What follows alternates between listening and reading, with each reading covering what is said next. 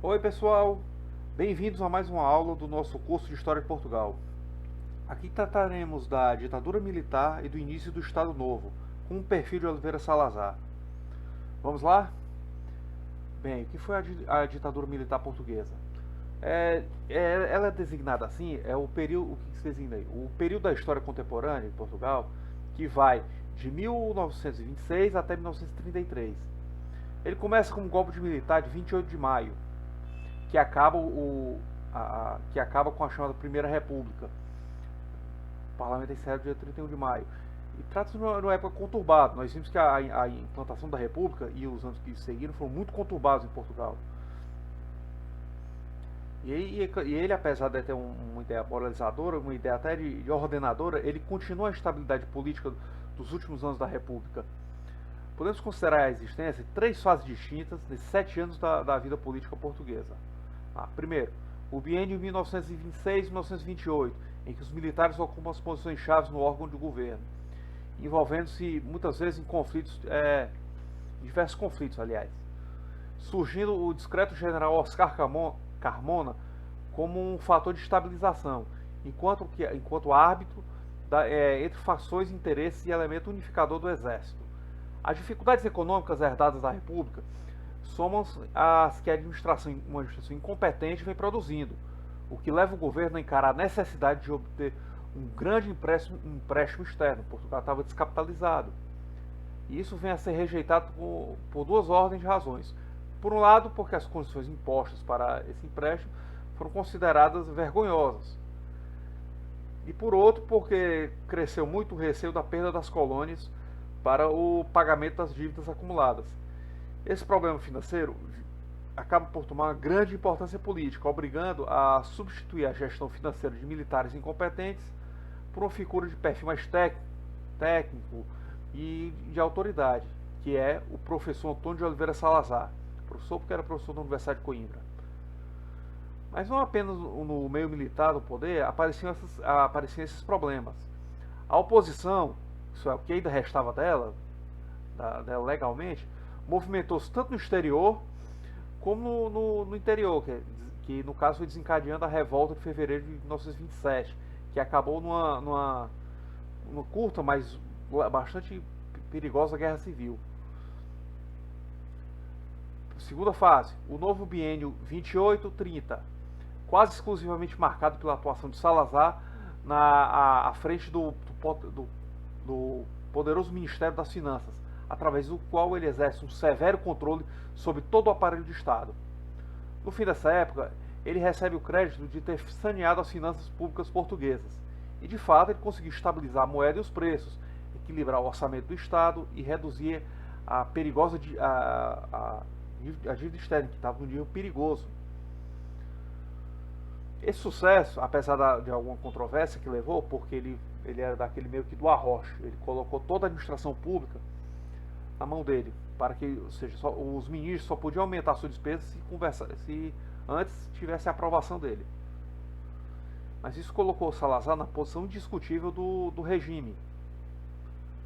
E o ponto 3, que é mais um período de conturbação, de desordem, no qual a Segunda República, que é até o nome técnico pode ser chamada, tem que enfrentar um recrudescimento das conspirações e revoltas dos oposicionistas, com um pesado saldo de mortos e feridos, além de prisões, deportações, se juntam manifestações de tendência independentista nas colônias. Por exemplo, teve em 1930 em Angola.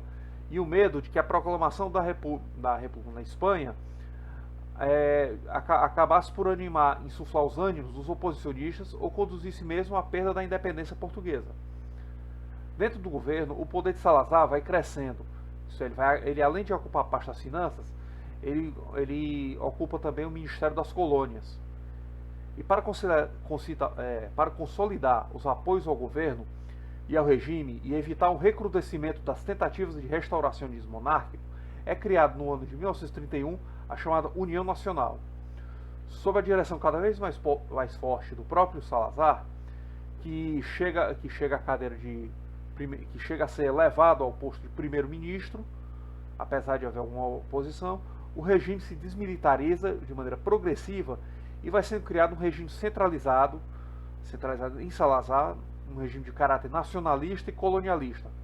O coroamento desse edifício político é a aprovação por plebiscito da Constituição de 33, que institucionaliza o Estado Novo e aprova o Estatuto do Trabalho Nacional, que corporativiza os sindicatos, que dá esse caráter corporativo deles. Bem, eu acabei na explicação da ditadura militar, acabei esquecendo o quê? Na verdade não esquecendo, acabei meio que já introduzindo a questão do início do Estado Novo, que é o tópico que a gente vai falar agora.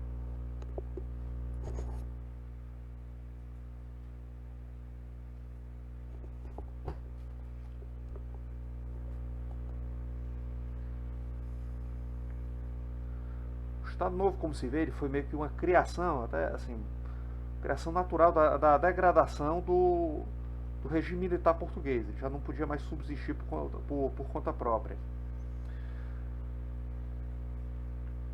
Qualquer explicação que se pretende encontrar, por exemplo, para o extraordinário destino de Salazar, tem que levar em consideração que ele tinha uma personalidade vigorosa, muito forte. Ele não era apenas um político, mas ele também era um criador de um pensamento político próprio e, ao mesmo tempo, um executor criterioso e enérgico desse mesmo pensamento. A austeridade moral, que chegava mesmo a ter algo de asceta, por exemplo, talvez não saiba, quando ele se mudou para o Palácio de Belém, para a residência oficial, aliás, não era o Palácio de Belém, mas a residência oficial, ele levou a própria louça da sua residência particular. Ele disse que não precisava gastar, o Estado não precisava gastar comprando louça para ele, porque ele tinha dele mesmo, ele não ia precisar, ele usava o que ele já tinha, e aquilo ali era uma economia, era uma poupança para o Estado. E isso é algo que todos os admiradores e inimigos reconheciam dele. Se não me engano, até o Álvaro Cunhal, por exemplo, que foi o grande adversário político dele, Álvaro Cunhal, o líder do Partido Comunista Português, reconhecia que ele tinha esse caráter rigoroso, ascético, e que jamais tolerou qualquer tipo de corrupção. E por isso ele tornava meio que naturalmente um chefe político. Isso já foi pressentido desde o início da sua governação. A primeira manifestação do seu estilo político você já vê logo no discurso de posse, que aliás, apesar de ter um tom impopular, teve muita audiência. Ele começou por dizer que resistira muito a aceitar a integrar o governo, já que ele preferia dar aulas na universidade, e que só cedeu mediante 4 condições, que ele explicou detalhadamente. No essencial, fez o quê? Ele colocou na administração pública portuguesa toda nas suas mãos, todas nas próprias mãos. Por quê? Pelo que eu falei, ele só admitia que os ministros aumentassem suas despesas se antes falasse com ele e ele desse o acordo.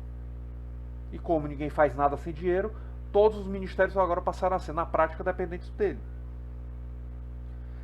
Ele chegou a pedir confiança no país, no seguinte tom: confiança na minha inteligência e na minha honestidade. Confiança absoluta, mas serena.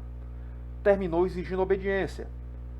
Sei muito bem o que quero e para onde vou. No mais, que o país estude, represente, reclame, discuta, mas que obedeça quando se chegar à altura de mandar. Essa atitude respondia que é uma aspiração geral em Portugal de eficiência e autoridade, já que desde a República, aliás até antes, o país vivia quase que na desordem. A República veio do caos. O caos era um termo muito comum na vida política portuguesa na época.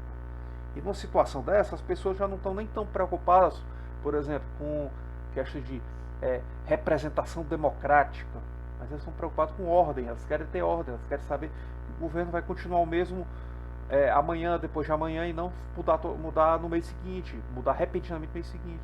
Elas querem saber se elas vão poder andar na rua e não vai ter um motim, não vai ter um atentado terrorista, um tiroteio de anarquistas contra a polícia. As pessoas querem estabilidade legal, política, para poder viver, simplesmente poder viver. Simples assim. E essa aspiração ela ajuda a explicar a posição dominante que ele assumiu logo pelo Ministério das Finanças na política portuguesa. Os chefes militares da ditadura aceitaram desde logo como que uma espécie de mentor do regime político português. Ele próprio agiu, desde o início, de acordo com essa ideia. Por exemplo, em 9 de julho de 1928, quando apenas um mês e meio sobre a sua entrada no governo, ele foi ao quartel-general de Lisboa, retribuiu os cumprimentos oficiais e fez um discurso no qual ele elencou com a ordem de prioridade dos problemas nacionais, que era o seguinte: problema financeiro. Depois, problema econômico.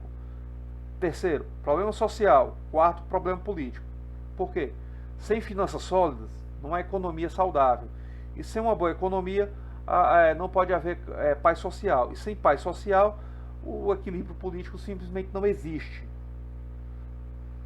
Todo esse conjunto dessa problemática era enunciado pelo ministro das Finanças como se fosse ele o responsável pela estratégia global do governo. O fim do discurso tem uma frase muito interessante, que eu vou citar literalmente para vocês aqui. É assim: é a ascensão dolorosa de um calvário. No cimo podem morrer os homens, mas redimem-se as pátrias. Veja a concepção de poder dele. O Estado, para ele, não é um acordo político entre os homens, mas um instrumento providencial ao serviço da pátria, mesmo que isso implique o sacrifício dos indivíduos. O conceito de redenção tem uma acepção religiosa. Isso significa o quê? O resgate e o reencontro depois de uma queda. Para um estadista que veio da Universidade de Coimbra, que tinha nascido numa aldeia, numa família de camponeses da Beira Alta, que havia sido educado num seminário, ele quase foi padre. Estudante de Coimbra, sempre ligado aos meios mais conservadores e muito atento às consequências políticas e sociais do pós-Primeira Guerra, a queda significava o quê? A perda de todos os valores da família, da pátria, da autoridade, da paz social, da hierarquia e da própria moralidade pessoal. E redimir significava reencontrar, restaurar, preservar esses valores morais que os novos tempos estavam ameaçando. A reorganização das finanças públicas reforçou bastante, entre o final dos anos 20 e o começo da década de 30, o seu prestígio. Para vocês terem ideia da habilidade dele, em 1º de agosto de 1928, como eu já aludi aqui antes, foi publicado o primeiro orçamento sem déficit. O orçamento de 29 apresentava um superávit significativo. Isso é raríssimo na história portuguesa. Frequentemente, Portugal terminava o ano endividado. As leis financeiras e tributárias foram reformadas. Houve mudanças ministeriais, mas ele continuou. Ele era considerado um providencial. Era alguém que não podia, era alguém que não poderia assumir, alguém que não poderia sair dali, não podia ser abandonado.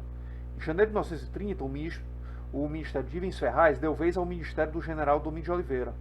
O professor Salazar continuou nas finanças, mas foi aí que ele assumiu também a responsabilidade pela administração colonial. E é sob essa direção que é elaborado o chamado Ato Colonial, um estatuto indispensável, fundamental da administração ultramarina, que veio depois a ser integrado na Constituição Portuguesa de 33 e que consagra um regime de governo colonial de índole centralizadora. Isso é, as colônias, o Moçambique, o Cabo Verde, eles passam a depender cada vez mais do governo central em Lisboa. Bem, na próxima aula nós falaremos melhor sobre os diversos aspectos do Estado Novo, além também de alguns temas culturais. A gente vai ficando por aqui e até lá!